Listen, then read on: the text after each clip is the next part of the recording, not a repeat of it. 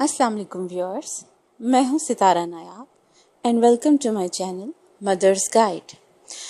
जैसे कि आप जानते हैं कि हमारी कोशिश है कि हम न्यूली मदर्स को या जो दोबारा भी मदर बन रही हैं उनके लिए कंप्लीट इन्फॉर्मेशन प्रोवाइड करें। तो हम वीक वाइज आपको इसके बारे में इंफॉर्मेशन प्रोवाइड कर रहे हैं। लास्ट वीडियो में हमने आपको 10th वीक के मुतालिक तमाम इन्फॉर्मेशन प्रोवाइड की थी। आज जो हमारा टॉपिक है वो है 11th वीक के मुतालिक। इसमें हम आपको complete information about 11th week of pregnancy देंगे, यानी कि हमल के 11वें हफ्ते से मुतालिक कंप्लीट इन्फॉर्मेशन। तो इसमें जैसे कि अगर आप हमारी पिछले वीडियोस देख रहे हैं तो पहला टॉपिक हमारा आता है फीलिंग्स का। तो इसको उर्दू में महसूसात कहते हैं। इसमें हम आपको बताते हैं कि 11th वीक में आपको क्या क्या चीज़ें महसूस होती हैं और क्या क्या चेंजेस जिस्म में अपने महसूस होते हैं। For example first one is fatigue, यानी कि थकावट।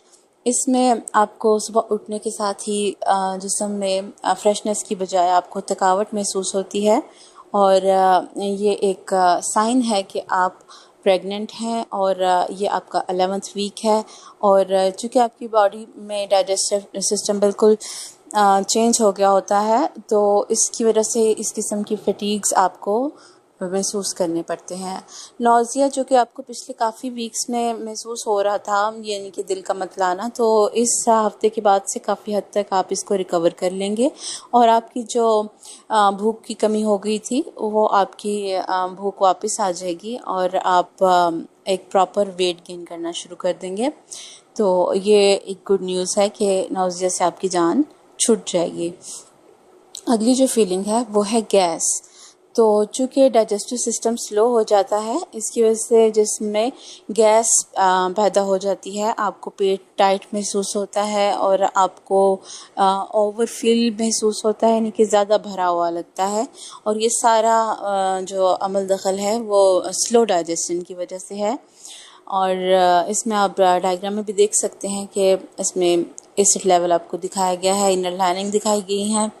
इसके अलावा जो है चेंज वो मूड स्विंग कंटिन्यू है, जो कि पिछली वीडियोस में भी हमने आपको बताया था कि मिजाज में तब्दीली। फॉर एग्जांपल आपको बहुत ज़्यादा तबीयत चिड़चिड़ी हो सकती है, छोटी बात पे ज़्यादा गुस्सा आ सकता है और इसी तरह आपको वहम हो सकते हैं मुख्तलिफ़ किस्म के अबाउट प्रेगनेंसी। आप बहुत ज़्यादा वरिड हो सकते हैं। तो ये सारे साइंस आपके डाइजेस्टिव सिस्टम से बेसिकली कनेक्टेड हैं। इससे जो नेक्स्ट चेंज है फीलिंग है वो है लेग क्रैम्प्स, यानी कि टांगों में खिंचाव। इसमें यह है कि आपको सोते हुए या दिन में किसी टाइम भी आपको टांगों में खिंचाव महसूस हो सकता है। इससे आपने बिल्कुल घबराना नहीं है, इसके लिए एक्सरसाइजेस मौजूद हैं। उसमें आप टांगों को थोड़ा सा स्ट्रेच दें तो आपको इस पेन से छुटकारा मिल जाएगा, क्योंकि ये जो पेन है थ्रू आउट प्रेगनेंसी रहती है कई फीमेल्स में।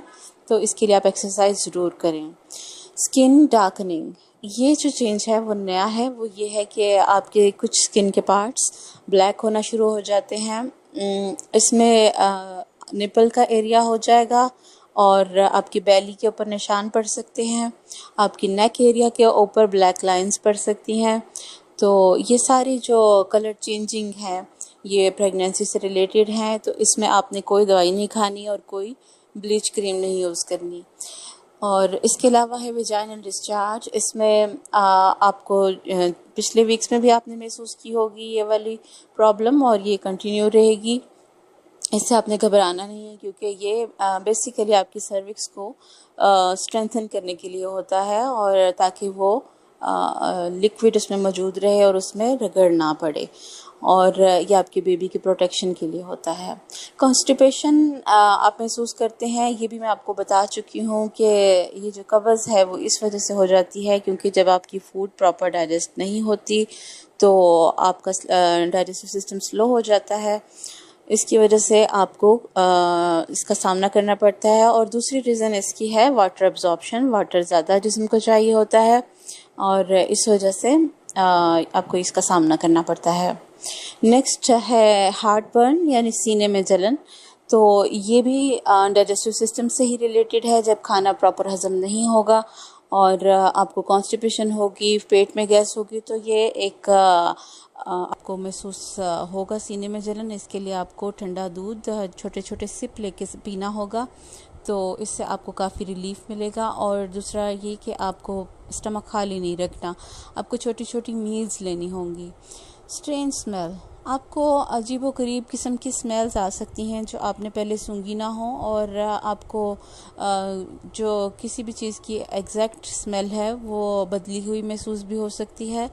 तो इसमें आप चीज़ों को बिल्कुल भी दोष नहीं देंगे, बल्कि आपको ये फील होना चाहिए कि ये सारे साइड इफ़ेक्ट्स हैं प्रेगनेंसी के, और इससे घबराना बिल्कुल भी नहीं है। इसलिए आप उन चीज़ों से दूर रहें जिनसे आपको स्मेल आती है। वेट गेन, जो फर्स्ट ट्राइमेस्टर है प्रेगनेंसी का, इसमें जो एक्यूरेट वेट गेन है वो 1 से 5 आउंस है। तो इसके बाद जो नेक्स्ट सेमेस्टर्स हैं उसमें वेट ज़्यादा गेन होता है, और वेट गेन भी ड्यू टू प्रेगनेंसी है। तो इसमें मैंने आपको लिमिट बता दी है कि फर्स्ट ट्राइमेस्टर में 1 to 5 आउंस वज़न बढ़ता है। गुड न्यूज़ इसमें यह है आपके लिए कि आपके जो अबॉर्शन के चांसेस हैं वो सिर्फ 3% रह गए हैं, और अब आप एक अच्छी प्रेगनेंसी को कैरी कर रही हैं। अब आपको डाउटेड नहीं होना, और आपको खुश रहना है, क्योंकि अब आप नो डेंजर जोन में हैं। लेकिन इसका मतलब बिल्कुल ये नहीं कि आप वज़न उठाएं या आप एक्स्ट्रा एक्सर्शन करें या कोई हार्ड एक्सरसाइज करें, ऐसा बिल्कुल भी नहीं आपने करना। जिस तरह आपने अपनी लाइफ को इजी टर्न पे किया हुआ है उसी तरह रखना है। तो अब जो हमारा नेक्स्ट टॉपिक है वो है साइज़ ऑफ बेली, यानी कि जो हामला औरत है उसका 11th वीक में पेट कितना होगा।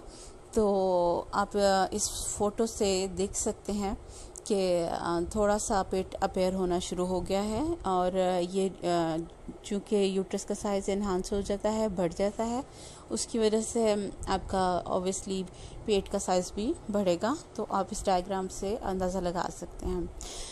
नेक्स्ट है साइज़ ऑफ एम्ब्रियो, यानी कि जो आपके बेबी का साइज़ है वो कितना होगा।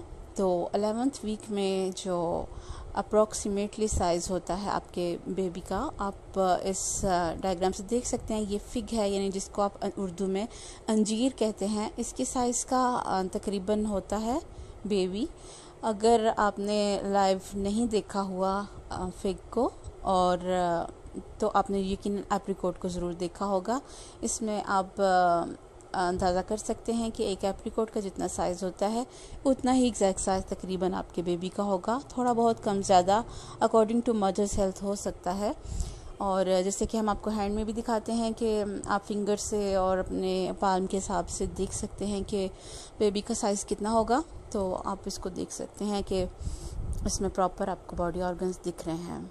और अगर आप इसमें एग्जैक्ट मेजरमेंट्स की बात करेंगे तो आपको इस अल्ट्रासाउंड की डायग्राम में देख सकते हैं कि 5 सेंटीमीटर है तकरीबन। और मैं बार बार आपसे ये कहती हूँ कि ये डिफरेंट फीमेल में डिफरेंट होता है। इसकी लेंथ अबाउट 1.6 इंचज़ हो सकती है, और वेट तकरीबन 0.25 आउंसेस के करीब होगा। और आप इसको नोट कर सकते हैं कि ये एक बहुत ही कम वज़न है। और अल्ट्रासाउंड अगर आप देखें इस स्टेज में, तो इस डायग्राम से आपको अंदाज़ा हो जाएगा कि इसमें आपको बेबी की कौन कौन से पार्ट्स नज़र आ रहे हैं।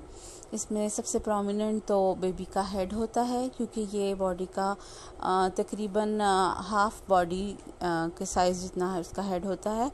और हाफ बॉडी का साइज़ आप नोट कर सकते हैं डायग्राम में इजीली कि जितना साइज़ हेड का है उतना ही तकरीबन बॉडी का है।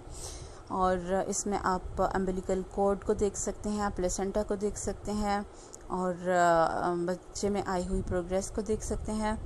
और अगर आप ट्विंस की बात करें तो वो भी आप देख सकते हैं। चेंजेस इन एम्ब्रियो, तो एम्ब्रियो में क्या क्या तब्दीली आती है, यानी कि आपके बेबी में इस स्टेज में क्या क्या तब्दीलियाँ आई हैं, तो इसको हम डिस्क्राइब करेंगे डायग्राम के हिसाब से। फॉर एग्जांपल इस तस्वीर में आप देख सकते हैं कि आपको यूट्रस का साइज़ दिखाया गया है, पोजीशन दिखाई गई है। इसमें आप वाज़ेह तौर पे अम्बिलिकल कॉर्ड को देख सकते हैं, लेग्स देख सकते हैं, आर्म्स देख सकते हैं, ब्लड सेल्स और ब्रेन्स को देख सकते हैं कि कितने ज़्यादा डेवलप कर गए हैं। और आप नोट करेंगे कि इसका एक well developed blood circulatory system बन चुका है। इसमें आप देख सकते हैं कि फेशियल बोन्स अपेयर हो गई हैं जो कि पहले नहीं हुई थी। और इसमें आप वाज़ेह तौर पे हेड की बोन देख सकते हैं, चीक की बोन देख सकते हैं, आंखें अभी भी फ्यूज शट रहेंगी और माउथ में भी आप देख सकते हैं। इसमें ब्रीदिंग फ्लूइड के थ्रू स्टार्ट हो गई है और ये थ्रू आउट द प्रेगनेंसी रहेगी। जितनी देर तक बेबी की पैदाइश नहीं होती तब तक ये लिक्विड के ज़रिए ही ब्रीद करेगा। इसमें आप देख सकते हैं कि जेंडर भी आप देख सकते हैं स्टेज पे, लेकिन इसके लिए ज़रूरी है कि आप एक बहुत फ़ाइन अल्ट्रासाउंड मशीन के सामने हों। अदरवाइज़ जो हमारी लोकल अवेलेबल मशीन्स हैं उसमें स्टेज में मुश्किल है और डॉक्टर्स एग्जैक्ट नहीं बताती हैं आपको। और इसमें आप देख सकते हैं कि हेड का साइज़ कितना ग्रो कर चुका है और बॉडी में आप देख सकते हैं कि पूरी बनावट बाजुओं की और पाँवों की बन चुकी है। व्हाट टू ईट, यानी कि आपको इस स्टेज पे खाना क्या चाहिए। तो सबसे ज़रूरी जो चीज़ है इस स्टेज में वो है सी फूड। इसकी दो रीज़न्स हैं कि एक तो ये आपको जिस्म में प्रोटीन प्रोवाइड करती हैं और दूसरा आपको फैटी एसिड प्रोवाइड करती है जो कि बच्चे की नज़र के लिए और दिमाग की ग्रोथ के लिए अच्छा होता है। नेक्स्ट टॉपिक है व्हाट शुड डू, यानी कि हमें क्या करना चाहिए। इस स्टेज पे हमें जो है टेस्ट करवाना चाहिए। जो फिजिशियंस हैं वो बेबी की नेक का साइज़ नोट करते हैं और एबनॉर्मेलिटीज़ को इसी स्टेज पे डिफ़ाइन कर देते हैं। होप आपको ये वीडियो पसंद आई होगी और अगर आपको ये इन्फॉर्मेटिव लगी हो तो आप इसको ज़रूर अपने फ्रेंड्स के साथ, अपनी फैमिली के साथ शेयर करें। और नॉलेज को फैलाना सदका जारिया है, इसलिए आप इसको अपनी ख़ास तौर पे न्यूली वेड फीमेल जो हैं उनको इसका लिंक सेंड करें और चैनल को सब्सक्राइब करना आप बिल्कुल भी मत भूलें ताकि आपको नई आने वाली वीडियोस की फ़ौरन ख़बर हो जाए। और बेल आइकन को भी आप प्रेस करें ताकि आपको नोटिफिकेशन आए जब मैं नई वीडियो अपलोड करूं। अपना ख्याल रखिए। अल्लाह हाफ़िज़। अस्सलाम वालेकुम व्यूअर्स, मैं हूं सितारा नायक।